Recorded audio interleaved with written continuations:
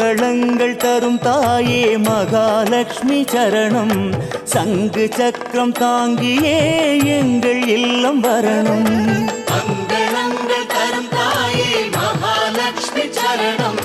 சங்கு சக்கரம் தாங்கியே எங்கள் இல்லம் வரணும்.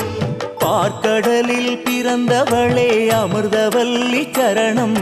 பார்வையினால் பொன் பொருளை அள்ளி தர வரணும்.